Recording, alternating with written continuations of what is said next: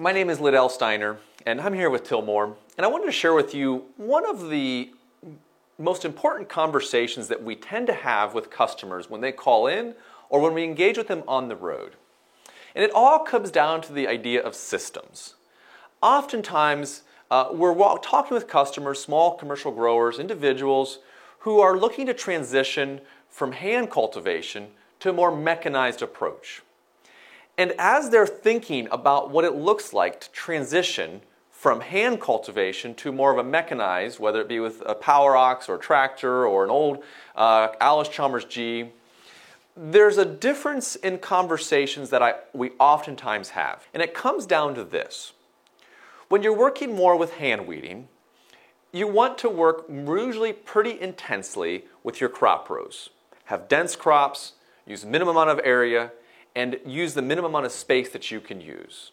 Oftentimes, people are growing on raised beds, so 30-inch raised beds, and are forming these beds by hand or with another type of machine to make them in a raised bed.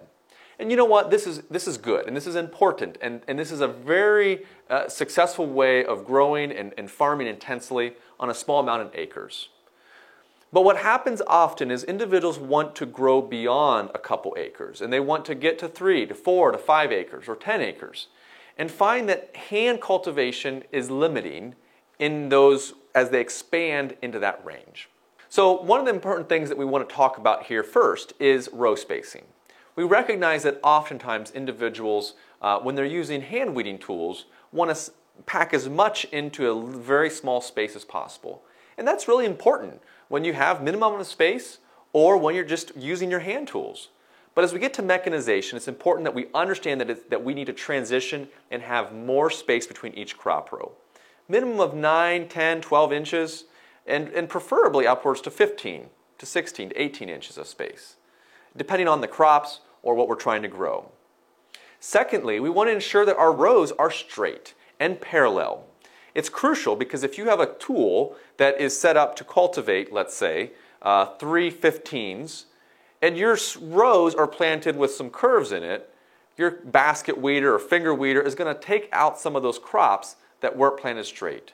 There's many ways that you can do this fairly inexpensively, and there's also some tools that you can buy to help you do that. For example, sometimes people use our basket weeder to mark out the rows, the part in between, as is seen, leaving them to be able to plant by hand, but know that the grid is set up. Others might use like a dibbler that Johnny's or Too Bad Cat sells.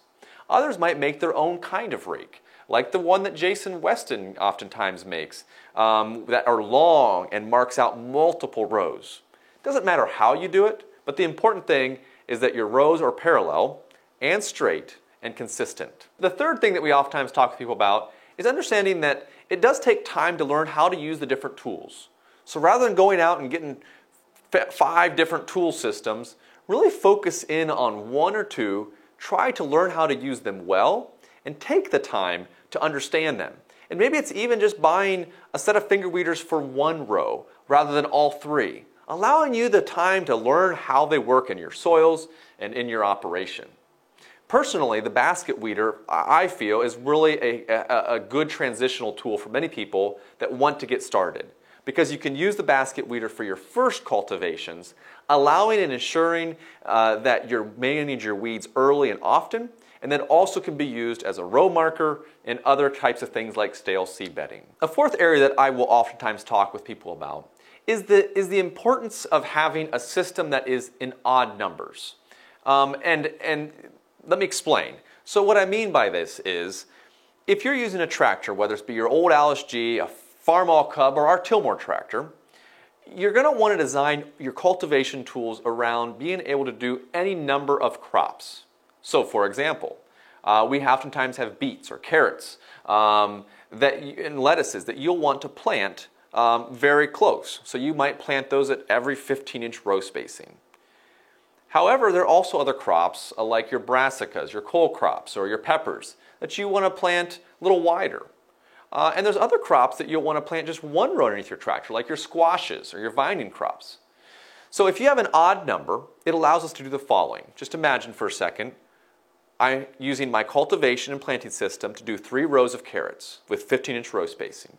Next, then I can use the same cultivation equipment to cultivate the peppers or the brassicas at a 30-inch row spacing, the outer 2 rows. Then we can also use the same system to cultivate a 1 row down the middle. This allows us to not have to adjust the tools for different row spacings, but it allows us to effectively use one system with many different kinds of crops.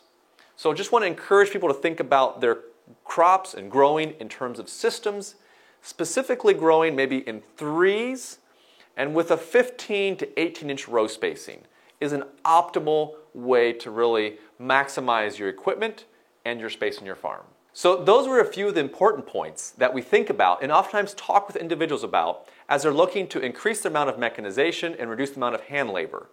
There are other variables that we also need to recognize that you can talk with us about, as well as other farmers in your area who might have an idea of how these variables can affect your operations, such as soil types, moisture, rocks, adjustments, and even thinking about when you should use a tool and the size of weed that you're using the tool in.